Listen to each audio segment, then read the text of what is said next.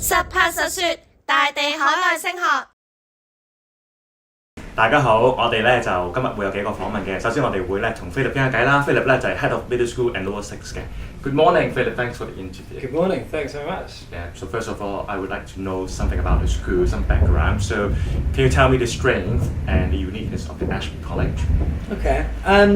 I think as a college, we're really good at providing sort of bespoke, individualized education, really. I think we appreciate that students will approach education and they'll be developing and they'll learn in different ways. And I think as a college, we help try and provide an environment where we support that, but in addition to just kind of, understanding students and supporting them in their own way. Probably easier if I give an example. We had a student join from Vietnam, and they joined halfway through the academic year in January, which is obviously halfway through the academic year, not particularly conventional. So prior to them joining, we sent them a lot of educational materials to help them catch up with any content they've missed and maybe make that transition into the learning as smooth as possible. When they did join, we really encouraged the student to join as many trips and programs to help them kind of integrate with students and make friends. And then once they were at the school and they were learning, we kind of understood what they wanted to do afterwards. And so we helped them apply for university, we helped them apply for a scholarship at Cambridge, and now, they are now studying at Cambridge with a full scholarship for natural sciences. So I think that's a good example of just somebody that hasn't really gone through the conventional route for education, but we've managed to sort of provide a place where they were able to flourish. So we've got a few different programs actually. I think the most popular destinations, university or post-education, things like medical school, engineering, going into finance. In addition to that, maybe just applying for Oxford in general. We have programs for all of those sort of routes. And I mean, what do we really do in them? So let's take the medical school program, for example.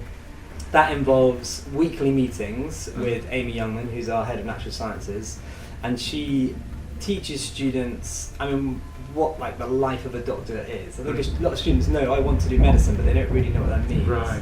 So we teach them about the application. We teach them about all the hurdles, how to get work experience. We teach them about things like what to expect as a junior doctor, how much you're likely to earn.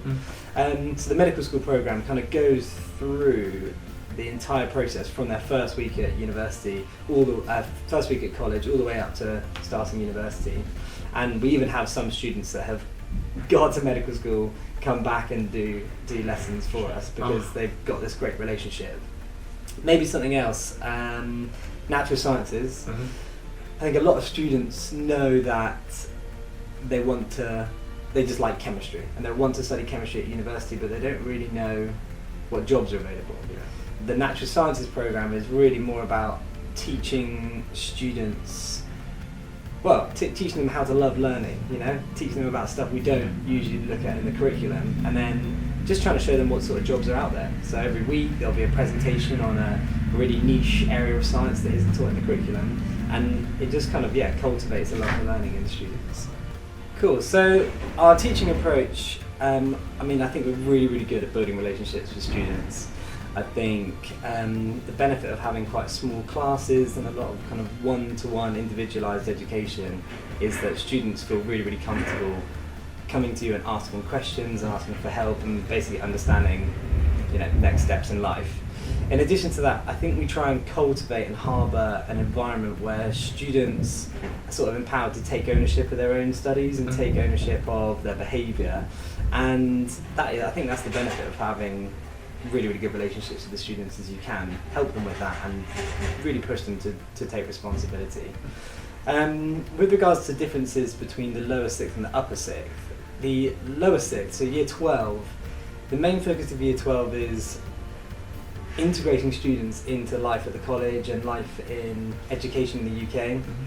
In addition to that, we have weekly meetings with all year 12 students where we deliver lessons on things like living life in London, understanding education in the UK, understanding the next steps after A-levels, so things like apprenticeships, university, or going straight into work. And as part of those lessons, we help to basically teach students how to prepare for this next step. So how do you write a personal statement? How do you choose a degree course? What do you need in order to get into university in that sense? So that's kind of year 12.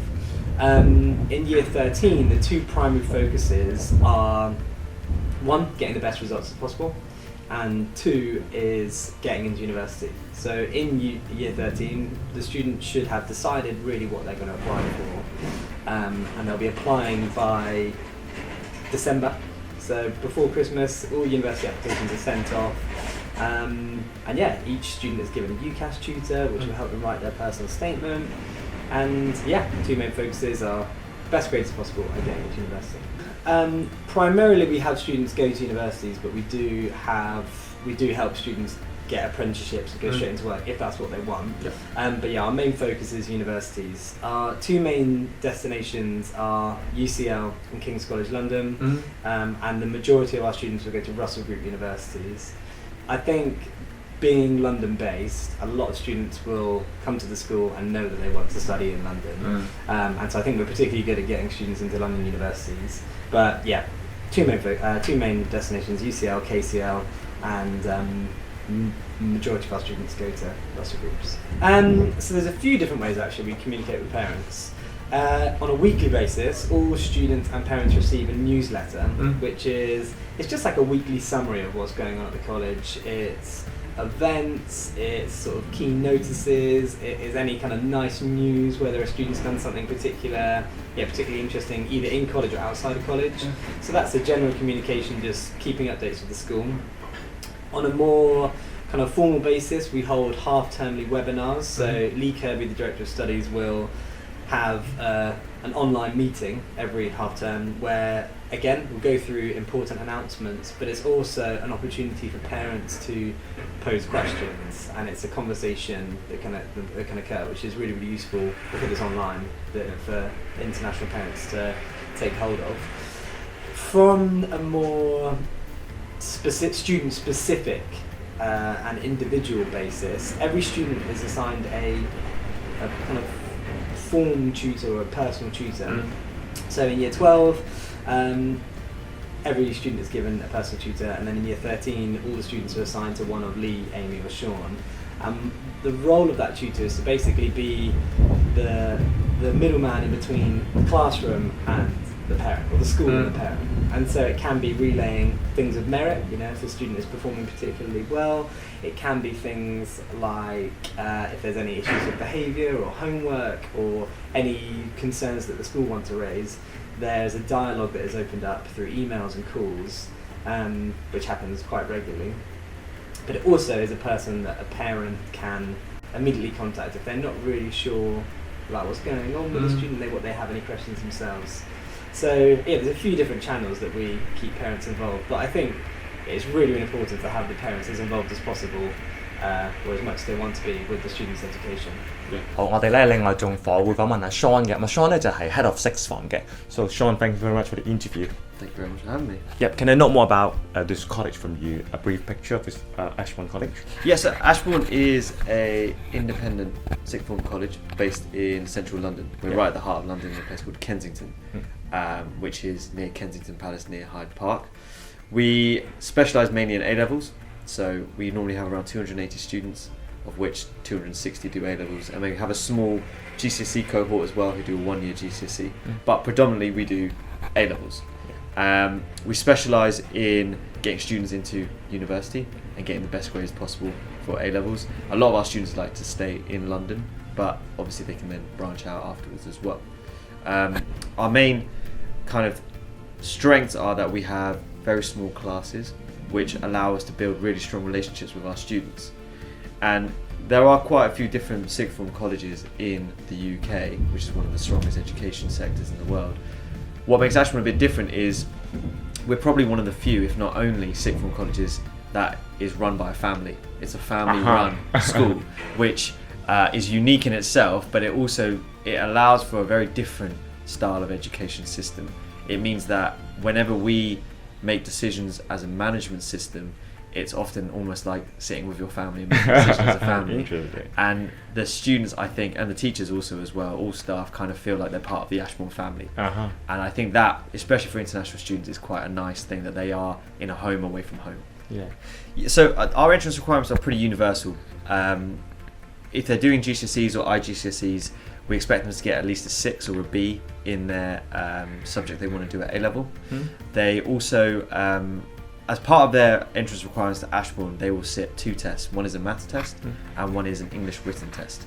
And so the English written test, I think, is probably more important for international students. Yeah, definitely. Generally, we're expecting them to get an IELTS score of about 5. They don't have to have done IELTS before, but if they were to have done an IELTS test, it would be looking at around 5. But our English written test is meant to assess that. They'll also have an interview with a head of sixth form or director of studies with the principal, and we will see their school reports, and then they also write a personal statement, a small document explaining why they want to come to the UK, why they want to study at Ashbourne. Yeah, it's a good question. I think for us, we don't want to make the decision for a student.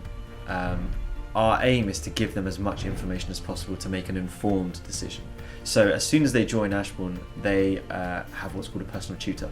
And the personal tutor meets them every single week and discusses many things, but among them, universities. So they're exposed to the idea of where they're going to apply and what course they want to apply very early on.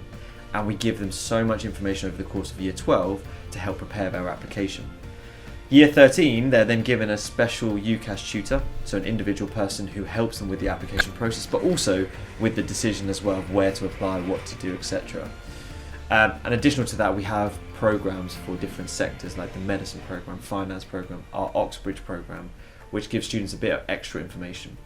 Our main aim, though, like I said, is give them as much information as possible, give them as many opportunities to understand the education system as much as possible, so they can make informed decisions.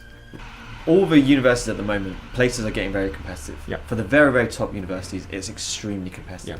So, as great as getting amazing grades are, it's not going to define you. It's not going to differentiate you. Getting all A stars or being predicted all A stars, well, that is the minimum, right? So we need to also explore, well, how do we make a student stand out? And a big thing, and this is one word that we have really started adopting and using, which is supercurricular. And supercurricular means doing activities outside of your studies, outside of A-levels, that are related to the course you want to study. So if, for example, I want to be a doctor, I'm going to try and find work experience in a hospital. Okay. If I am going into finance, I'm going to try and do a project where I look at stocks. If I'm going to go into sciences, I might do a research project and try and link it with my teacher. Because what I'm demonstrating is 2 things. 1, I genuinely have the interest in the subject, and 2, I'm developing skills in that subject. So what we're trying to do is get students to do lots more outside of their A-levels that develop their interest, but something that they can talk about in their personal statement and in interviews that show, hey, no, this kid really wants to learn and they've got the skill set to be good at university. Obviously, the ideal situation is they've been doing this for a while, and the more you do, the better your profile looks. But yes, as soon as you join Ashbourne, you're given that information quite early on. And so, for example, in year 12, we expect every single student to do at least 3 things outside of their A-levels. But you can do 5, you can do 10. The more you do, the better.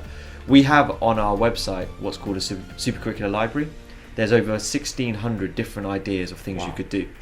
We also have this software called Unifrog, where there's just an infinite amount of things that you could do within your subject. There's 2 things. There's obviously what happens in school and what happens outside school. In school, like I've kind of tried to say, we do really emphasize the idea of relationships, and a big part of that is also being having teachers who are always available. Having that personal tutor meet with you every single week means you're guaranteed to speak to somebody every single week. If you have a problem, if you have a concern, you have someone to go to.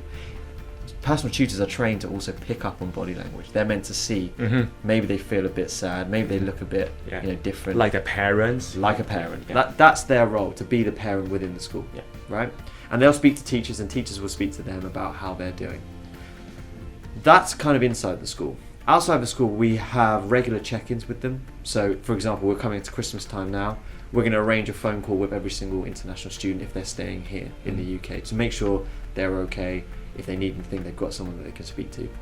But then we also encourage them to come to lots of activities and trips and events. Being in London, and this is biased, the best city in the world, there's so many opportunities for things to do. Definitely. And so with quite a nice international feel at Ashbourne, all of our trips, it has a lot of different people, and it has people from a completely diverse background, which means that you're kind of in the same boat as everyone else. So when you go to these trips, it's a great opportunity to meet people, it's a great opportunity to see the city or do fun activities, be it go-karting or sushi making or the theatre or whatever it is. There's lots of opportunities for you to meet people as well. And you'll get your personal tutor or other teachers encouraging you to go on these trips to meet people. So there's always, because I think the big thing is making sure you have people around you rather than being completely alone. Right. It goes back to what I was saying about making an informed decision. You've got to really know what kind of person you want and what you want out of this education. Do you want to go to a boarding school and have everything taken care for you? There are some pros to that. Your accommodation is sorted. There are often nice facilities. But then you are also told what to do every single minute of the day. And that might not be you. It might be you. It might not be. Yeah. Or do you want a bit more freedom, a bit more independence? Do you like living in the city? Well, somewhere like Ashbourne is a bit more better suited for you. So you've got to do your research about what you want out of the school. The second thing I would look at is grades. So look at the schools and what grades they're getting, because that's a big, big factor here. The A-level grades get you to university, and they're linked together. So schools that are getting very strong grades, look at applying for them. Look at what universities the students are going towards and what courses they're going towards. Do they have any special programs? Like we have a medicine program, we have an architecture program, we have a natural science program. Those are very useful. And then lastly, I would start thinking, especially if you want to go to university, this word about supercurricular. You said we can do it over 2 years. Yes, we can. But if you can start earlier, do it earlier. Yeah. Start building your profile now, especially if you're applying for those top universities. 有海外升學問題，即刻 WhatsApp 大地啦！